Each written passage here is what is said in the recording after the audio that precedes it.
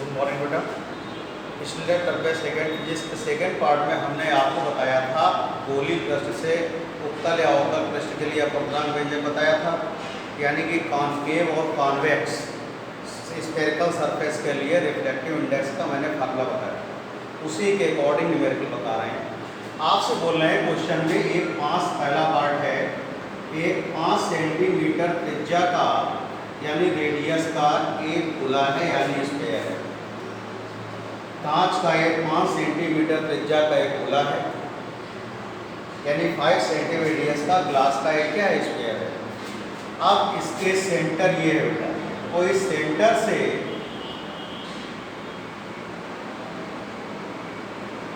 इस सेंटर से 2 सेंटीमीटर की दूरी पर, ये 2 सेंटीमीटर की दूरी पर एक बुलबुला है, वायु का एक बुलबुला है यानी एयर बबल है। ठीक, अब कह रहे हैं इसको इधर से नजदीक वाला ये पृष्ठ क्या है, P1 है, ये पृष्ठ P2 है। इसके नियर अबाउट जो सरफेस है इससे देखने पर ये कहाँ दिखाई देगा, यानी इसकी इमेज कहाँ पर बनेगी आपको ये बताना है। तो पहला काम तो ये करते हैं बेटा, ये तो आपके पास कैपिटल R हो गया। अब देखिए ये प्रकार, ये आपका क्या है, ये ग्लास है और ये क्या है, एयर है। आपको यहाँ दिया है 1 Ng का मतलब हो गया वायु के सापेक्ष कांच का अपवर्तनांक यानी reflective index of glass with respect to air. अब यहाँ पे प्रकाश की किरण कांच से वायु में जा रही है यानी कि ग्लास टू एयर है। तो यहाँ पर देखिएगा इस पॉइंट पर आपकी ये प्रकाश की किरण यहाँ से चली, लाइट रेस चली तो इस पॉइंट पर आ गई। ये आपका इंसिडेंट पॉइंट है यानी आपतन बिंदु है। अब यहाँ से आप अभिलंब खींचोगे, कहीं नॉर्मल खींच दिया। आपको बताया था कि अगर ये देखिए आपका सघन माध्यम है, ये विरल माध्यम है। जब कोई प्रकाश की किरण सघन माध्यम से विरल माध्यम में जाती है तो अभिलंब से दूर हट जाती है, अवे फ्रॉम दी नॉर्मल। और अगर विरल से सघन में जाती है तो अभिलंब झुक जाती है टुवर्ड्स दी नॉर्मल। तो यहाँ से ये अभिलंब से क्या होगी, इस तरह से अवे फ्रॉम दी नॉर्मल यानी कि अभिलंब से दूर हट जाएगी। और इसको बैकवर्ड लेने पर जो आपका होगा इमेज आई फाइंड होगा यानी इसका प्रतिबिंब बनेगा। तो ऐसे सवालों के लिए ध्यान रखना बेटा, जो इंसिडेंट रेज है यानी आपतित किरण है जब जाएगी तो वहाँ से आप एक नॉर्मल खींच लीजिए। नॉर्मल खींचने के बाद यहाँ से रिफ्लेक्टेड हो जाएगी रेज यानी अपवर्तित हो जाएगी, आगे तो कहीं जाके मिलेगी नहीं। ऐसे कैसे तो इनको बैक में लेते हैं यानी इनको पीछे की ओर बढ़ाते हैं तो आपको इमेज यानी प्रतिबिंब क्या बनता है, इसका आई बनता है। अब एक ध्यान दीजिएगा, पृष्ठ के दाईं ओर की सारी दूरियां, राइट साइड की सरफेस के राइट साइड की डिस्टेंस क्या होती है, पॉजिटिव होती है, और इसकी क्या होती है, निगेटिव होती है। इसकी क्या होती है, सरफेस के लेफ्ट साइड लेंगे निगेटिव होगी, सरफेस के राइट साइड लेंगे तो क्या होगा, पॉजिटिव होगी। अब देखिए आपका ऑब्जेक्ट ये है, ऑब्जेक्ट की सरफेस से डिस्टेंस क्या है, ये आपके पास u इक्वल टू आएगा आपके पास P1O। ये सरफेस के राइट साइड है यानी कि दाईं ओर तो वैल्यू क्या होगी, पॉजिटिव होगी। अब ये कैसे निकालेंगे, P1O का मतलब कितना हो गया, P1O का मतलब हो गया, देखिए ये पूरा आपको मालूम है 5 सेंटीमीटर। कितना मालूम है, ये आपको 5 सेंटीमीटर मालूम है। अब ये 5 सेंटीमीटर जो है ये P1O का मतलब हो गया P1C माइनस OC, यानी ये आपके पास आ जाएगा कितना, 5 - 2 = 3 सेंटीमीटर। आपको इमेज ये है, ये डिस्टेंस V है, ये डिस्टेंस क्या है, V है, जो कि आपको ज्ञात करना है। अब रेडियस जो है इस पृष्ठ के किधर है, दाईं ओर की बाईं ओर है, दाईं ओर है तो R राइट साइड है यानी R = क्या होगा, +5 सेंटीमीटर। अब यहाँ पर जो प्रकाश जा रहा है, लाइट रेस जा रही है डेंसर टू रेयर मीडियम जा रही है यानी कि सघन से विरल माध्यम में जा रही है। तो यहाँ पर n = यूज होगा GNA, वो GNA बराबर फार्मूला होता है 1/Ang होता है। तो कितना हो गया बेटा, 2/3 आ गया। अब अवतल या उत्तल पृष्ठ हो, कॉनकेव हो या कॉन्वेक्स हो, दोनों के लिए जो फार्मूला होता है वो सेम होता है, n/v - 1/u = n - 1/r। Value रखिएगा तो यह आएगा 2/3 v minus 1/3 equals to 2/3 minus 1 कितना होगा 5। अब यहाँ से क्या करेंगे, इसको सॉल्व करिएगा तो आएगा आपके पास 2/3b माइनस 1/3 इक्वल्स टू, इसको एलसीएम लेके आप हल करिएगा तो कितना होगा, ये एलसीएम लेंगे तो कितना आ जाएगा बेटा 2 - 3/3/5 तो 2/3b माइनस 1/3 ये माइनस 1/3 इंटू कितना होगा 5, ये तो आएगा। तो 2/3b इक्वल्स टू हो जाएगा minus 1/3 into 5 minus minus plus 1/3। 2/3 into b equals to 1/3 common कर लेंगे तो ये आएगा -1/5 और प्लस क्या होगा 1 आ जाएगा। 3 से 3 कैंसिल हो गया। 2/b इक्वल्स टू, इसको एलसीएम लेंगे तो -1 प्लस 5 अपॉन कितना आ जाएगा अपॉन 5 आ जाएगा। तो 2/b इक्वल्स टू 4/5 ये कैंसिल हो जाएगा तो कितना आएगा b इक्वल्स टू 5/2 यानी 2.5 सेंटीमीटर आ जाएगा। यानी कि इसका इमेज जो होगा सरफेस से 2.5 सेंटीमीटर पर क्या होगा फाइंड आउट होगा। बात समझ में आ गई इतनी। तो इस तरह से इसका न्यूमेरिकल आपको करना था। कोई दिक्कत इसमें किसी प्रकार की? देखिए बेटा, इसका पहला पार्ट था। सेकेंड पार्ट देखिएगा कि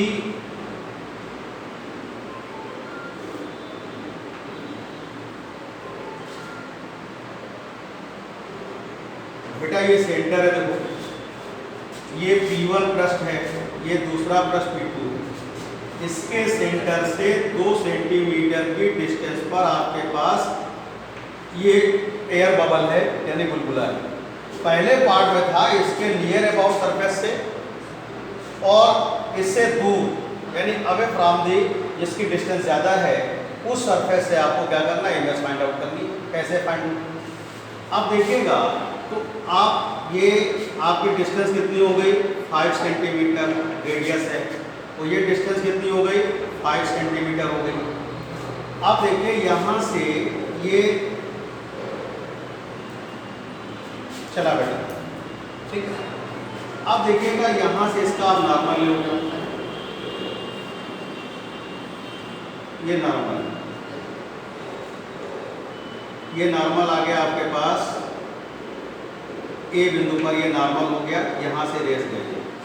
अब देखिए ये आपकी डेंसर टू रेयर यानी सघन से विरल माध्यम में जा रही है, तो अवलंब से क्या होगी ये दूर हटेगी।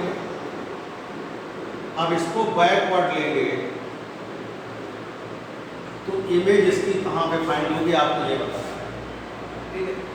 बाकी देखिए अब यहाँ से ये O से P2 ये डिस्टेंस हो गई बेटा U, ये डिस्टेंस हो गई V और ये डिस्टेंस कितनी हो गई R। अब मैंने एक बात बताई थी आपको कि अगर सरफेस के राइट साइड की डिस्टेंस लेफ्ट साइड की लेंगे यानी कि पृष्ठ के बाएं ओर की दूरियां लेंगे सभी ऋणात्मक हो जाएंगी। तो यहाँ पर U इक्वल्स टू आएगा -P2O। ये ध्यान रखिए जब डिस्टेंस को नापते हैं तो सरफेस सही लेंगे, हम OP2 नहीं ले सकते, इसको P2O लिखेंगे। क्या लिखेंगे P2O लिखेंगे। तो P2O का मतलब हो गया माइनस में आपका ये OCO प्लस P2C। तो यहाँ से आ जाएगा आपके पास -2 + 5 = -7 सेंटीमीटर। अब रेडियस भी आपका लेफ्ट साइड है यानी कि पृष्ठ के बाईं ओर है, तो R = भी कितना हो गया -5 सेंटीमीटर। आपको B फाइंड करना है, n की वैल्यू सेम रहेगी, n की वैल्यू सेम रहेगी यानी कि आपके पास n बराबर GNA = 1/Ang यानी 2/3 आएगा। तो यहाँ से 1/n/v -1/u = n-1/r। अब यहाँ से वैल्यू रखेंगे 2/3v। अब देखिएगा ये माइनस है तो माइनस माइनस क्या हो जाएगा माइनस माइनस प्लस हो जाएगा, +1/7 = 2/3 -1 कितना होगा -5 होगा। इतनी बात समझ में आ गई कि नहीं आ गई? देखिए बेटा, जब इसको आप सॉल्व करेंगे तो b की वैल्यू -8.75 सेंटीमीटर आएगी। तो ये इस तरह के अकॉर्डिंग न्यूमेरिकल आपको इस तरह से करने होंगे। इसी आर्टिकल पे बेस अगले टाइप के न्यूमेरिकल देखिए बेटा।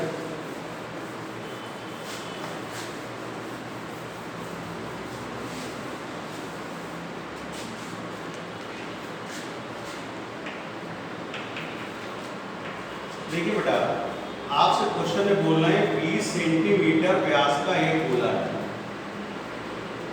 20 सेंटीमीटर व्यास का, यानी इसका डायमीटर कितना है? 20 मीटर है। ये P1 है, ये P2 है। ये आपके पास टोटल दिया है 20 सेंटीमीटर है। ये आपके पास 20 सेंटीमीटर व्यास का एक गोला है और ये square of diameter of 20 centimetre, और इस पर एक जो होता है पैरेलल, प्रिंसिपल एक्सिस के पैरेलल, यानी कि लाइट रेज इंसिडेंट होती है, यानी एक समांतर किरणपुंज पृष्ठ पर आपको होता है।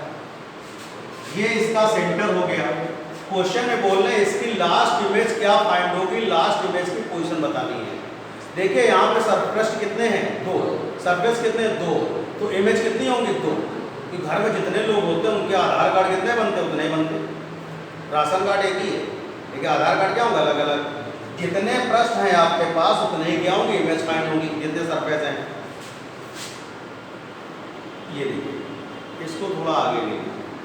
अब देखिएगा, ये आपने ये नॉर्मल खींचा, ये एयर है, ये ग्लास है और फिर एयर है, यानी ये रेयर मीडियम है, ये डेंसर मीडियम है, ये रेयर मीडियम है। विरल माध्यम, सघन माध्यम, विरल माध्यम। आपको मालूम है जब कोई प्रकाश की किरण विरल से सघन माध्यम में जाती है तो अग्निपुर क्या होती? छूट जाएगी, और सघन से विरल में जाए क्या होगी? दूर हट जाएगी। तो देखिए ये इस तरह से,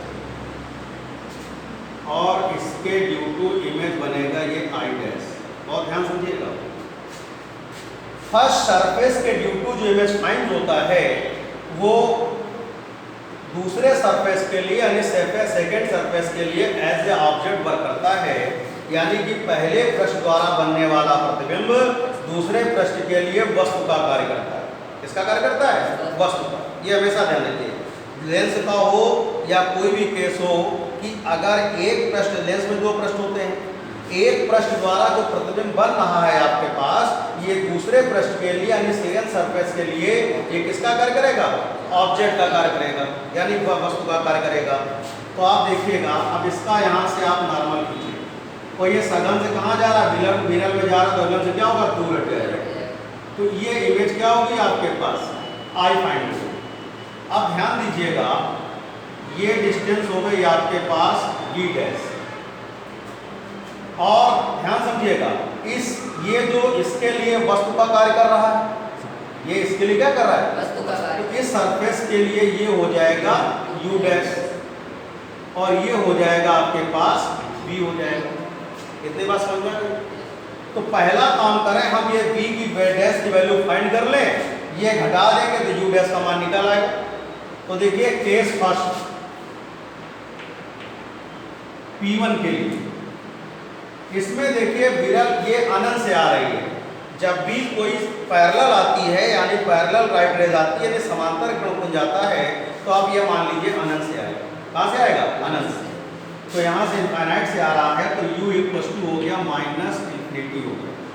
अब ये पृष्ठ है, ये भी रेडियस है r = 10 सेंटीमीटर, और ये भी है r = 10 सेंटीमीटर। अब ये इस सरफेस के लिए ये रेडियस क्या है? दाईं ओर है, यानी राइट साइड में है, तो ये हो जाएगा r = क्या होगा? +10 सेंटीमीटर आएगा। बात समझ में आ गई? तो यहाँ b डैश आपको क्या करना है? फाइंड आउट करना है। कितने बात समझ में आ गई? उसके बाद क्या करोगे, यहाँ विरल से सघन में जा रहा है, तो ANG = दिया हुआ है आपको कितना? ANG = दिया है आपके पास 1.5, यानी कि 3/2। तो यहाँ से आपका n = यूज होगा ANG, यानी कि 3/2 आएगा। अब फार्मूला वही है, n अपान v डैश होगा minus 1 upon u equals to n minus 1 upon r। अब यहाँ वैल्यू रखेंगे तो आएगा 3/2 v dash minus 1 upon infinite, ये 3/2 माइनस 1 अपान क्या होगा 10। सॉल्व करेंगे 3/2 v dash equals to 3/2 into क्या 1 मिनट, इसको सॉल्व करेंगे 1/2 आएगा, ठीक है, अपान 10। तो यह आ जाएगा आपके पास 3 upon v dash equals to 1/20, 1 by कितना होगा 20, ये 2 से 2 कैंसिल, ये 10 आ जाएगा। तो v डैश की वैल्यू कितनी आ गई 30 सेंटीमीटर आ गई। कितनी आ गई 30 सेंटीमीटर आ गई। कितनी बात क्लियर हो गई।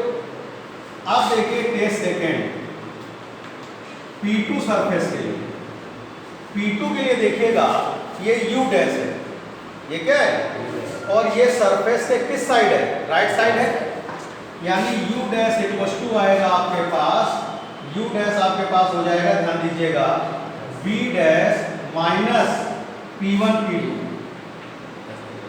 तो 30 माइनस 20 बराबर 10 सेंटीमीटर है। इतनी बात क्लियर हो गई। और रेडियस जो है पृष्ठ के बाईं ओर है, यानी कि ये लेफ्ट साइड है, तो r इक्वल्स टू कितना होगा माइनस 10 सेंटीमीटर। v डैश आपको ज्ञात करना है, v ज्ञात करना है। और देखिएगा यहाँ पर आप साधन से कहाँ जा रही है, विरल में, तो n डैश इक्वल्स टू क्या आएगा GNA equals to 1 upon ANG equals to 2 by कितना हो जाएगा 3 हो जाएगा। कितनी बात क्लियर हो गई। अब फार्मूला लगाइएगा n dash upon v minus 1 upon u dash equals to n dash minus 1 upon r। कितनी बात समझ में आ गई। अब यहाँ पे सारी वैल्यू रख, देखिए बेटा इसकी वैल्यू रख दी, जब सॉल्व करेंगे तो v इक्वल्स टू आपके पास आ जाएगा 5 सेंटीमीटर है। तो इस तरह से आपको गोली अवतल या उत्तल पृष्ठ के अपवर्तनांक यानी reflection of concave and convex mirror convex surface के आपको न्यूमेरिकल्स करने हैं। इसके न्यूमेरिकल्स हम आपको देंगे, तो करके आप लोग होमवर्क जरूर भेजिएगा, और सब मतलब जो होमवर्क भेजे उसमें लिख दीजिएगा फिजिक्स पर। और इसका टाइम भेजने का है 8:30 से 9 बजे तक आवश्यक।